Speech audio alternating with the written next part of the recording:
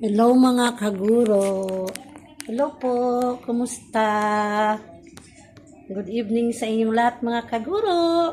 Nandito pa ako, naka-uniform pa ako mga kaguro. Hindi pa ako nagbihis kasi pagdating ko sa bahay, inasikaso ko na po yung lulutuin ko po mga kaguro dahil syempre abutan tayo ng gabi. Ang oras po ay mag-alas 7 na po, 10 to 7 na po. So ito na po yung ating ginayak po mga kaguro. Ayan. Ito po yung ating lulutuin ngayon mga kaguro. Ayan. So mayroon po tayo ditong pork. Naiwan na po natin at malinis na po yan mga kaguro. Lahat pong mga ingredients ay malinis at naka-ready na po. So mayroon tayong beans, Baguio beans, yung ating sayote, yung ating carrots. Meron naman po tayo ditong cauliflower at saka yung isang ba po ba yan na parang cauliflower. Nakalimutan ko po yung pangalan nito mga kaguro. Sorry po. Ano bang pangalan yan? Parang cauliflower din po. Hindi ko lang matandaan. Nakalimutan ko yung name niyan po mga kaguro. So ayan po. Ito po yung ating ingredients. Meron na rin po tayong naka-ready na bawang, sibuyas. Siyempre, ang kamatis ay hindi mawawala mga kaguro pag tayo ay nagluluto. At mayroon po tayong nakahati na po na bell pepper po mga kaguro, sili. Yan. At andito na po, naka-ready na po yung ating kawali. Yan. Mainit na po at lagyan na po natin ito ng oil.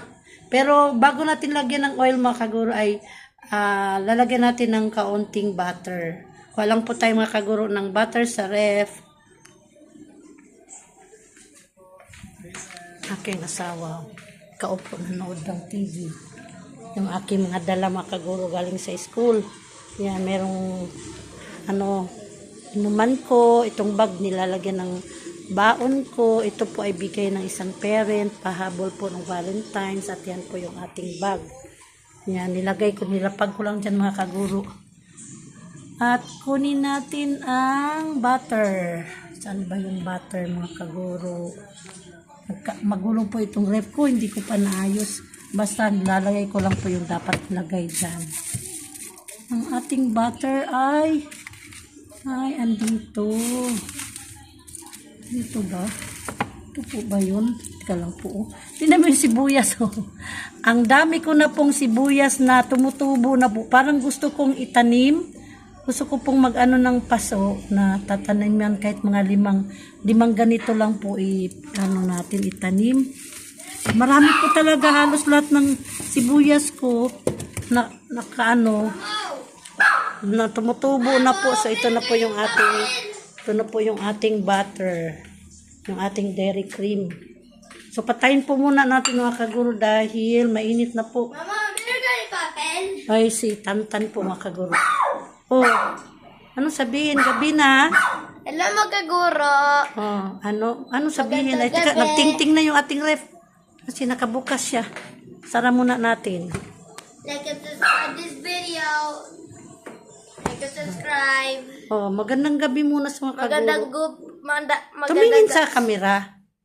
magandang gabi po mga kaguro. Ulitin mo yung sinabi kanina. Magandang gabi po mga kaguro. Like and subscribe this video. Thank you. So, Meron nanghingi ka mo. po siya makaguro ng ano. Ano ba? Papel. Papel? Bond paper? Papel. Anong papel? Na ganito. Ha? Na papel. Anong papel? Grade 4 paper? O bond paper? Gray for paper. Wala akong grade 4 paper. Bond paper lang. Ayan, maraming bond paper dyan. Gagawa kami ng assignment. Wala akong grade 4 paper. So, ito po, kuha tayo ng kaunti dito sa butter. Tapos, lalagyan din po natin ng mantika. Iwa lang po tayo dito ng maliit mga kaguro. Ayan, mga ganito lang. Tapos, lalagyan din natin, nabaliktad, sorry. Tapos, lalagyan din natin ng, mantika. So, ganito lang siya kalaki. Para at least, mas tugdag sarap. So, lagay na po natin. Pinatay ko yung apoy mga kaguro. So, ayan. And then, ready na po natin yung ating oil, yung ating mantika. Siyempre po yung mga sangkap iba nandyan nakalagay pa. Mamaya at kunin natin mga kaguro. So, ayan, patunaw na po yung ating butter. Ano lang natin? Pinaan lang natin mga kaguro kasi madaling masunog yung butter. Yan. And then, lagyan natin siya ng kaunting oil, kaunting mantika mga kaguro.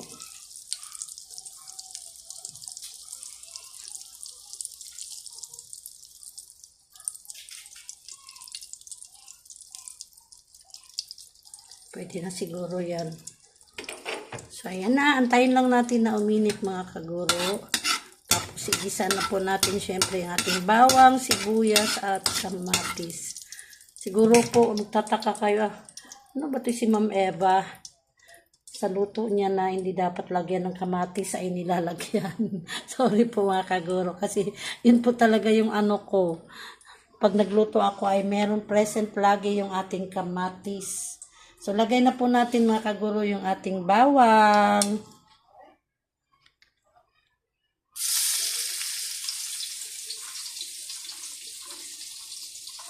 Ordinary yung luto lang po ito mga kaguro Magigisa lang tayo ng iba't ibang klaseng gulay. Yan yung pinakita ko sa inyong gulay. Yung cauliflower. Paano nga tawag nitong kulay green pa na parang cauliflower? Alam mo ba pa? Broccoli po pala mga kaguro. Buti pa yung asawa ko alam. Kakahiya. Bihira lang po kasi ako magulay. Ngayon lang po talaga ako nagulay ng broccoli mga kaguro. Nahalo ko na dito kasi parang gusto kong magluto kasi ordinary yung luto man po ito mga kaguro. Ordinary na luto ay sobrang masustansya at masarap syempre mga kaguro dahil may broccoli at saka cauliflower, meron tayong sayote, may tayo, beans, meron tayong carrots, yan. Syempre itong ating baboy mga kaguro. So, lagay na po natin ang ating sibuyas. Dinampot ko na mga kaguro. Yan. Hindi siya gaanong tumutunog mga kaguro kasi sobrang hina yung pag-ano ko sa apoy kasi madaling masunog yung yung nilagyan po kasi natin ng butter. Maya po mga kaguro ay medyo lakasan natin ng kaunti. At isunod na rin natin mga kaguro yung ating kamatis. Yan. Simutin natin ang kamatis.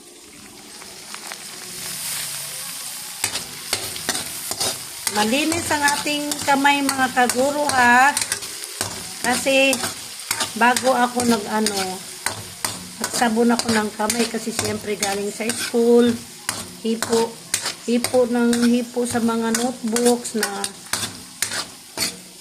sa mga bata, nag-check, kaya tapos nagmamapa, kaya kailangan po magugas tayo ng kamay pagdating.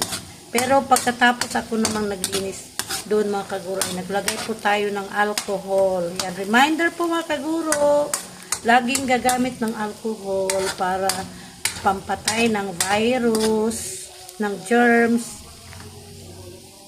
Yan. At syempre mga kaguro, ang pinakamalaga, magugas ng kamay. Magugas ng mabuti sa mga kamay. So, yun po yung ginawa natin. Malinis na po yung ating kamay. Yan, mamaya na po yan. Ito yung ating isusunod mga kaguro, yung ating babs. So, habang nag-ukay-ukay tayo dito mga kaguro sa ating ginisa, naghalo-halo, ay gusto ko lamang pong pasalamatan ang aking mga subscribers. Maraming salamat po mga kaguro sa pag-subscribe. At doon po sa mga hindi pa po nag-subscribe, please subscribe my channel. Juneva Loves po or Juneva Loves. Yan po, subscribe my channel. share, and like mga kaguro. Maraming salamat po sa mga silent viewers ko, sa mga viewers ko po. Thank you so much sa mga nag-comment. Hello, Ma'am Nati! Kumusta na kayo? Si Ma'am Nati Remigio. Please subscribe din kay Ma'am Nati Remigio. Yan po yung pinaka-ano ko sa nang nagsimula akong mag-vlog. Si Ma'am Nati po ang nakilala ko. At lagi ko pong sa YouTube, naka-chat. At lagi din po siyang nanonood ng aking vlog. Pero sorry Ma'am Nati kasi nung mga nakaraan po ay hindi na po ako nakaano ng vlog ninyo. Tsaka bihira na po kasi ako nag-vlog. So ito po ngayon mga kaguro ay sina-shout out ko siya at please subscribe also to her. At kay Maring Baby Maranya, shout out sa iyo Maring Baby. Subscribe nyo rin po si Baby Maranya po mga kaguro. At ang iba din pong nag-subscribe sa akin, subscribe nyo rin po sila mga kaguro. Yung mga taga-ibang bansa na nag-subscribe sa akin, siguro alam ko po na meron nag-subscribe sa akin. Maraming thank you so much. Sana ingatan kayo dyan sa ibang bansa. Maraming salamat po. At sana tuloy-tuloy nyo po ako suportahan, panoorin ng aking mga vlog. Yan. So, paanuhin na po natin, palakasan ng konti yung apoy mga kaguro.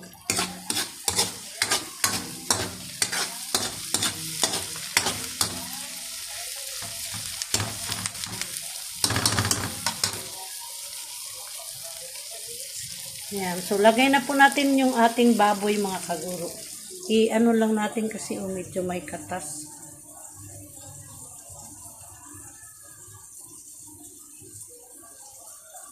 Lagay na natin yung ating baboy.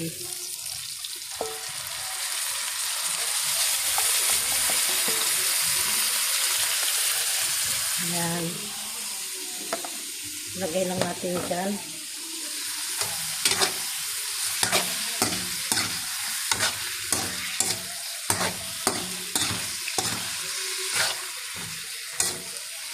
Ordinaryong luto lang to mga kaguro. Sariling version ni Ma'am Eva. Gisa-gisa lang po mga kaguro sa gulay natin.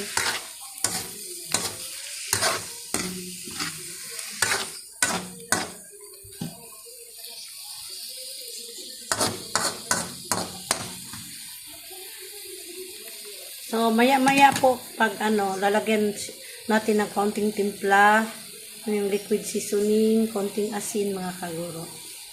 Ayan po muna natin siyang magisa sa mantika ang ating baboy. Ayan, tumutunog na mga kaguro. Ayan na, medyo natuyuan na siya. Ayan, at medyo na brown na rin po yung ating baboy. Ayan. Inano talaga po natin mga kaguro na magisa siya.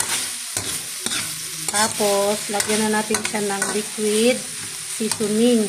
Kanina po hindi ko nilagyan ng liquid seasoning kasi pag nilagyan ko, hindi talaga sisip-sip yung butter at saka yung mantika sa baboy.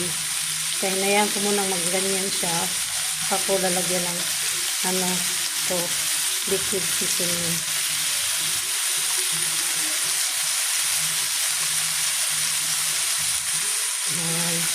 Ayan lang po, lagay natin, tapos kaunting asin. Ito.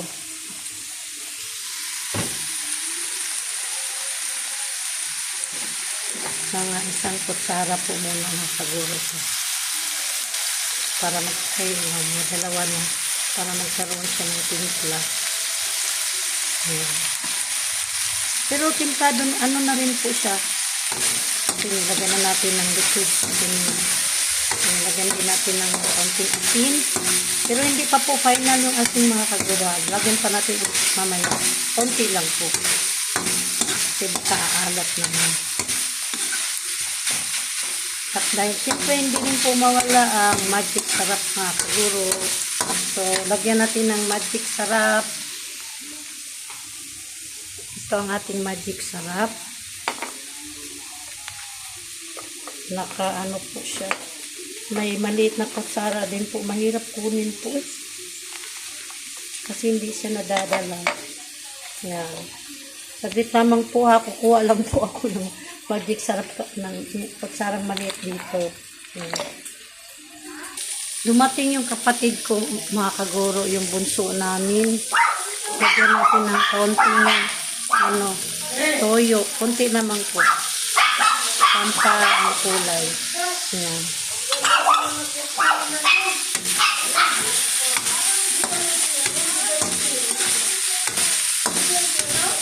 Ha? Si ano yan, Sisi? Nandito po sila mga kaguro. Ayan sila, oh. Dumating yung bunso namin. Kanyang asawa. Andiyan sila, Abing? Ah, kayo lang dalawa? Ah, naghatid sila ng gulay mga kaguro. May dalang gulay. Kita ko sa inyo mga kaguro. Nag-vlog ako eh. Dinala niya kami ng gulay. May pasalubong galing sa saan ba yun? No? Sagada. Pumunta sila ng Sagada. Sambong tea. Thank you so much. Daro, ikaw sa labas? Mayroon na naman tayo ulit lutuin mga kagurong gulay. So, lagay na natin mga kaguro yung ating medyo natuyong na siya.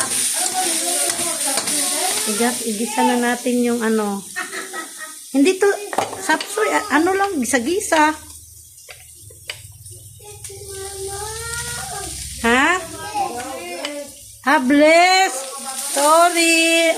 Bless, Yun na. Bless daw si Bambam mga kaguro. Ang aking apo.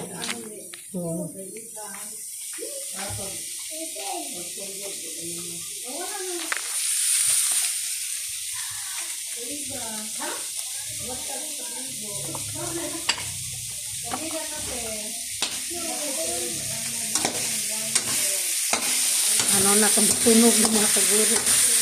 Pero mamaya magkaroon yan ng sabaw.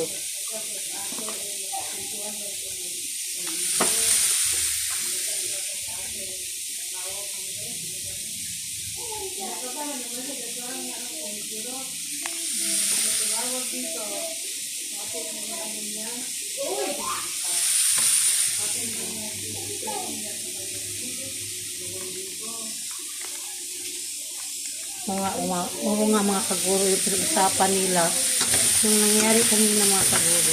Kasi nga, nung Friday po mga kaguro, kwento ko sa inyo ha, nung Friday po mga kaguro, na ako, hindi ko alam kung kagat ba ng aso namin o sa kuko, kalmot, kasi pinakain ko silang tatlo mga kaguro, yung aso namin Petro.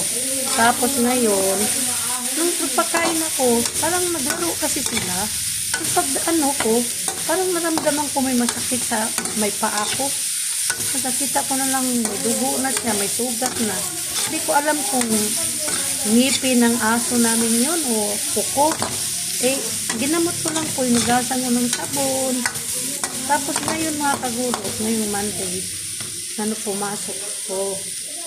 Hindi ko kasi dahil nga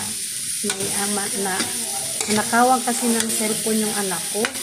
Medyo mahal po kasi iPhone. Tapos namin, nasikaso namin, pinapalitan namin yung account niya sa bangko. Kaya medyo medyo nandun yung attention ko, hindi sa nanok sa aking paa.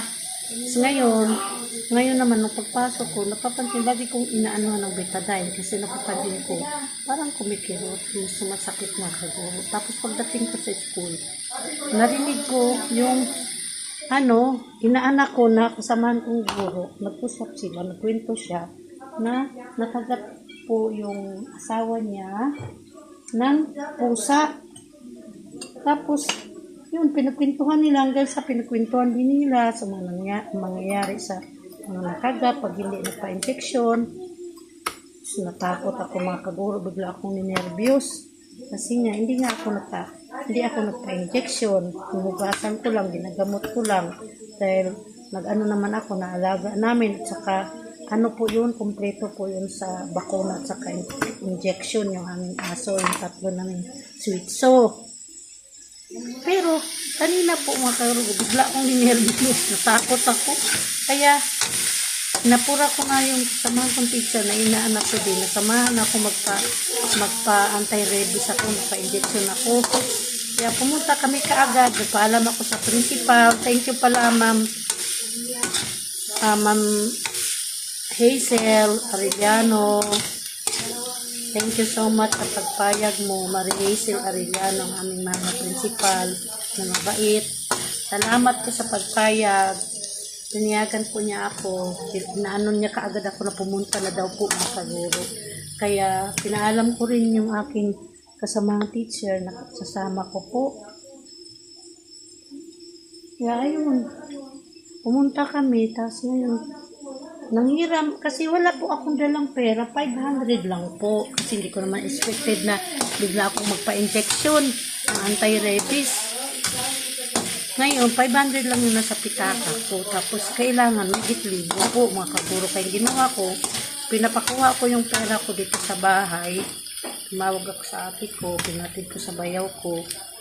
Tapos ngayon, dahil wala pa yung pera, hindi pa nakuha. Dahil yung bayaw ko kasi susunduin pa si Tantan. So ngayon, inano ko na lang yung bayaw ko, humiram ako ng 1,000. Humiram din ako ng 600 sa kalapit kong teacher, kay Ma'am Marian Magtoto, thank you, kahit hindi ko nagamit, at kay Ma'am Jonah, nangiram din po ako, pero binalik ko kaagad sa kanila at hindi ko po nagamit kasi miram din po ako sa bayaw ko ng 1,000, kasi yung pera ko nga na pinakuha ko dito sa bahay hindi pa dumating, hindi naman pwedeng mag-aantay pa kami dahil mayroong mga bata, magkaklase pa. Kaya, ang ginawa ko po mga kaguro, yun, naka-injection na ako. Tapos yung pag-uwi nito nga po, nawalan ako mga kaguro. Sa na nawalan pa ako ng 1K. Yung 2,000 na pinakuha ko dito sa bahay, yung 1,000, nilagay ko sa pitaka, tapos kinuha ko yung 1,000, nilagay ko sa bulsa, inihanda ko po habang sumasakay ako kay kuya, kasi siya yung service ko, papunta sa school at pauwi. Nung pauwi na kami, nihanda ko yung 1,000 na, malutong po kasi, kaya hindi ko siya talagang tinupi. Binin ko lang, tapos nilagay ko sa bulsa. Tapos pagtingin ko, nung dito na malapit na kami, dahil inantay namin yung mama ni Tantan galing sa work, dahil ang labas ay 5:30, tamang-tama ko kasi din sa labas ko, sa sundo. Kaya, nung pagdaan namin, pagtingin ko sa bulsa ko, wala na po yung 1,000. Siguro po, parang lumabas siya kasi yung daan po kasi,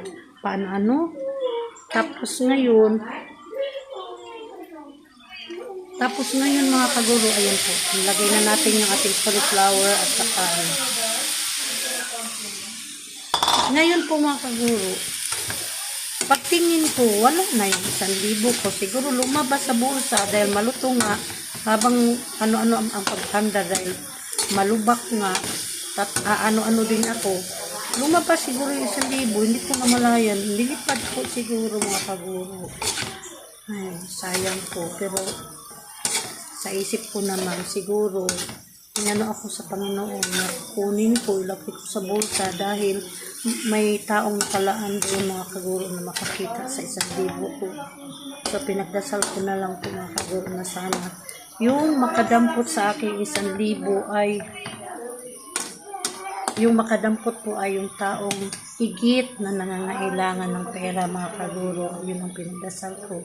Sana ang taong makadampot sa nalaglag kong 1,000 ay doon po sa tamang tao na higit na nangangailangan po. So, ayun. Hindi ko na inaano. So, nag-isa po natin. Maya po mga kaguro ay lagyan na po natin siya ng kaunting tubig. Yan. Balik po ako mga kaguro. Mga kaguro, lagyan na natin ng tubig. Yan.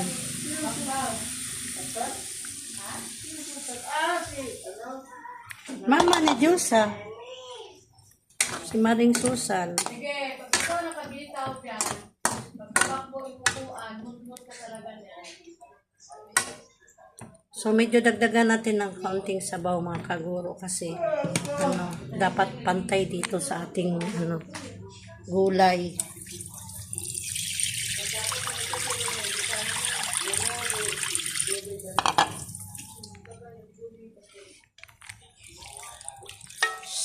Tapos lalagyan lang natin siya ng isang kutsara mamaya na na flour, harina para lumapot. Yan, pakuluin lang po natin yan mga kaguro. Tapos lagyan na natin yung Baguio beans at saka yung ating bell pepper. Yan. Tapos pagka kumulo po mga kaguro, lalagyan muna natin ng pork cube. Ito, kumulo na po. Lagay na po natin ang ating beans. Ha?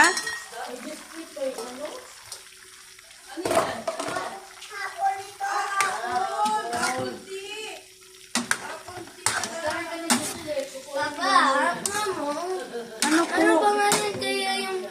Ano ba apelido yung... Inmenso ata? Ha? Inmenso. Inmenso? Oh, ewan ko lang. Titingnan ko muna. Saglit. Pagkatapos yan, broccoli. Mama, Ay.